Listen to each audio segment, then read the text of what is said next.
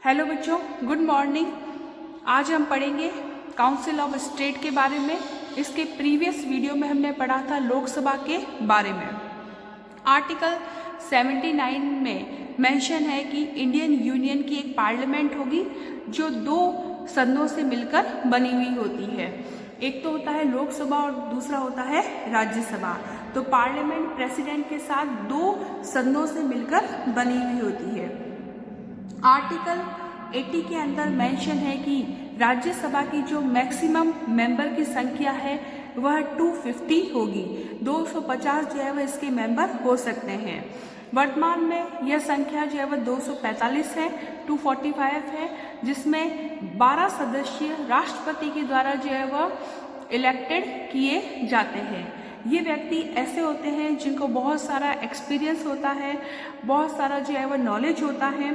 ये व्यक्ति जो है वह आर्ट्स से रिलेटेड हो सकते हैं, लिटरेचर से रिलेटेड हो सकते हैं, साइंस से, सोशल सर्विस, है ना, खेल, सब किसी फील्ड से जो है वह रिलेटेड हो सकते हैं। काउंसिल ऑफ स्टेट के अंदर जो मेंबर होते हैं उनको निर्धारित पॉपुलेशन के अकॉर्डिंग किया जाता है कि कौन से स्टेट से जो है वह कितने राज्यसभा के मेंबर जो है वह चुने जाएंगे। जो रिप्रेजेंटेशन होता है वो पॉपुलेशन के अकॉर्डिंग होता है। फॉर एग्जांपल राजस्थान में राज्यसभा के जो है वह 10 मेंबर जाते हैं। यूपी के अंदर राज्यसभा के अंदर 31 मेंबर जाते हैं। हमारे यहाँ बाई कैमरा सिस्टम को फॉलो किया गया है, द्विसदनात्मक व्यवस्थापिका को फॉलो किया गया है। उसके अकॉर्डिंग पार्लियामेंट में जो है वह 2 हाउसेस होते हैं और हमारी जो है वह लोकसभा, राज्यसभा और जो बाई कैमरा सिस्टम का जो प्रोसेस है वो इंडियन गवर्नमेंट एक्ट 1935 भारत शासन अधिनियम से जो है वह लिया गया है। तो राजस्थान के अंदर जो है वह राज्यसभा के मेंबर जो है वह 10 होते हैं। पॉपुलेशन के अकॉर्डिंग निर्धारित किया जाता है कि किस राज्य से कितने प्रतिनिधित्व रिप्रेजेंटेशन के लिए मेंबर जो है वह चुने जाएंगे।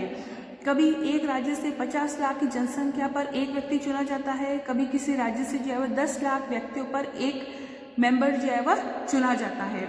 तो पॉपुलेशन के अकॉर्डिंग जो है वह मेंबर का चुनाव होता है। अब है एलिजिबिलिटी क्या है राज्यसभा के मेंबर के लिए है। ये एलिजिबिलिटी है कि वह इंडिया का नागरिक हो, उसकी एज जो है वह 30 वर्ष से कम नहीं होनी चाहिए, 30 ईयर उसकी एज जो है वह होनी चाहिए और वह किसी प्रॉफिट की पोस्ट पर जो है वह कार्य नहीं करता हो। ओके, आर्टिकल जो है वह 102 के अकॉर्डिंग जो भी आपका संघ है, यूनियन और स्टेट में जो भी मिनिस्टर है उनकी जो पोस्ट है वो लाभ पद पर नहीं मानी जाती है। राज्यसभा का जो कार्यकाल है, वर्किंग पीरियड है, वो 6 ईयर का होता है। ये एक परमानेंट हाउस है और उसके 1/3 मेंबर जो है वह प्रति 2 ईयर के अंदर जो है वह रिटायर्ड हो जाते हैं। ये एक परमानेंट जो है वह हाउस है और हमेशा जो है वह 1/3 मेंबर जो है वह 2 वर्ष के बाद में जो है वह रिटायर्ड हो जाते हैं। आर्टिकल जो है वह 89(1) के अंदर मेंशन किया गया है कि भारत का राष्ट्रपति जो है वह राज्यसभा का जो है वह चेयरमैन होता है, काउंसिल ऑफ स्टेट का चेयरमैन होता है। उनके सदन की जो है वह अध्यक्षता जो है वह की जाती है। भारत का उपराष्ट्रपति जो होता है वो काउंसिल ऑफ स्टेट का जो है वह चेयरमैन होता है और राज्यसभा में से ही किसी एक मेंबर को उपसभापति जो है वह बनाया जाता है। उसको डिप्टी चेयरमैन भी कहा जाता है, वाइस प्रेसिडेंट भी कहा जाता है।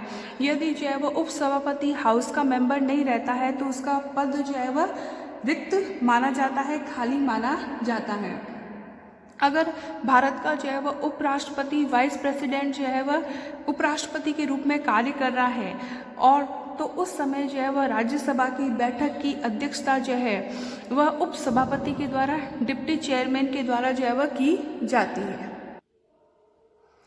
राज्यसभा की जो है वह बैठक के लिए जो है वह गणपूर्ति कॉरम जो है उनकी सदस्य संख्या का 1/10% होता है, यानी कि 10% जो है वह रेशियो के साथ ही राज्यसभा की जो है वह बैठक प्रारंभ होती है। इसके बिना जो है राज्यसभा की बैठक जो है वह प्रारंभ नहीं होती है।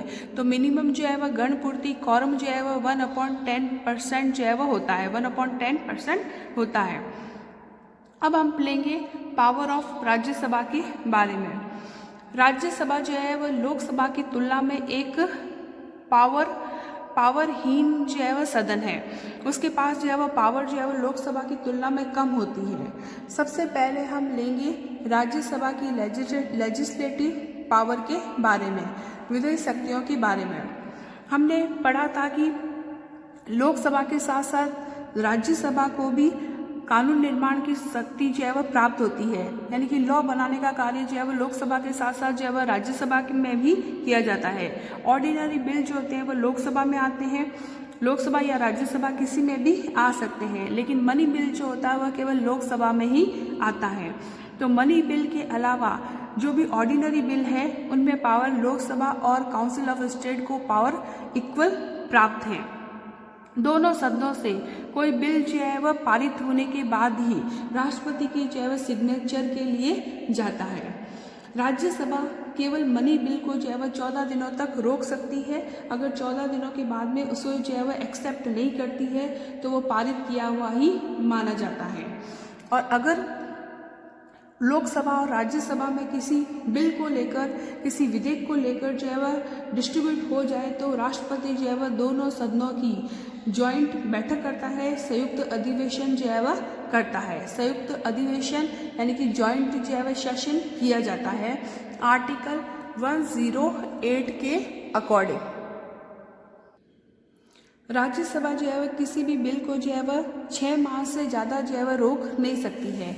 बस यह है किसी भी बिल के सिग्नेचर में, मतलब किसी भी बिल के पारित होने में राज्यसभा उस बिल को जो है वह 6 माह तक रोके रख सकती है, लेकिन बाद में उसको पारित करना ही पड़ता है।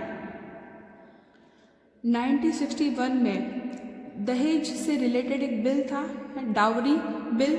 उसमें कुछ मतभेद हो गया था लोकसभा और राज्यसभा के बीच में। तब राष्ट्रपति ने जो है वह लोकसभा और राज्यसभा की जो है वह संयुक्त बैठक की थी। अब हम पढ़ेंगे फाइनेंशियल पावर के बारे में। फाइनेंशियल पावर में कॉन्स्टिट्यूशन के आर्टिकल 109 के अकॉर्डिंग मनी बिल जो होता है वह राज्यसभा में जो है वह प्रेजेंट नहीं किया जाता है, लोकसभा में ही प्रेजेंट किया जाता है। केवल राज्यसभा उसको 14 डेज तक रोक सकती है, इसके बारे में हमने बात की थी। बाद में वो पारित किया हुआ ही माना जाता है। देन कॉन्स्टिट्यूशन अमेंडमेंट पावर, संविधान में संशोधन की शक्ति। संविधान में अगर आपको अमेंडमेंट करना है, संशोधन करना है, परिवर्तन करना है तो वह उससे रिलेटेड जो है वह बिल लोकसभा या राज्यसभा किसी में भी पेश किया जा सकता है। लोकसभा से वह बिल पारित होने के बाद में, एक्सेप्ट किए जाने के बाद में राज्यसभा में जाता है। राज्यसभा से पारित होने के बाद में वो राष्ट्रपति के सिग्नेचर के लिए जाता है। अगर कोई बिल जो है वह लोकसभा से पास हो जाता है, कॉन्स्टिट्यूशन अमेंडमेंट बिल, और राज्यसभा में पास नहीं होता है तो उसको अस्वीकार समझा जाता है। तो कॉन्स्टिट्यूशन अमेंडमेंट की पावर दोनों के पास इक्वल है और इससे रिलेटेड बिल जो है वो लोकसभा या राज्यसभा किसी के पास भी जा सकता है।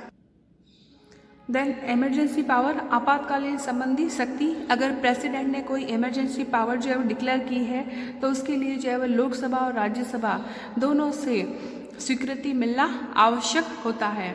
अगर लोकसभा जो है वह उस समय जो है वह विघटित हो गई है, सस्पेंड हो गई है, तो राज्यसभा के द्वारा स्वीकृति मिलनी आवश्यक होती है 1 मंथ के अंदर। अदर इम्पॉर्टेंट पावर जो है वह राज्यसभा की होती है कि राज्यसभा के जो इलेक्टेड मेंबर होते हैं वह प्रेसिडेंट के इलेक्शन में भाग लेते हैं और लोकसभा और राज्यसभा के सदस्य मिलकर जो है वह वाइस प्रेसिडेंट के चुनाव में जो है वह भाग लेते हैं। और राष्ट्रपति है, सुप्रीम कोर्ट के जो न्यायाधीश हैं उन पर इम्पीचमेंट का जो है वह आरोप भी लगा सकते हैं लोकसभा और राज्यसभा के मेंबर। इम्पीचमेंट का जो है वह आरोप यानी कि राष्ट्रपति है, प्रेसिडेंट है और सुप्रीम कोर्ट के जो न्यायाधीश हैं वह संविधान के नियमों के अकॉर्डिंग जो है वह कार्य नहीं कर रहे हैं तो लोकसभा और राज्यसभा के मेंबर जो है उन पर इस महाभियोग का आरोप लगाकर, इम्पीचमेंट का आरोप लगाकर उनको पद से जो है वह हटाया भी जा सकता है। यहाँ पर आपकी राज्यसभा की पावर जो है वह एंड होती है। Thank you.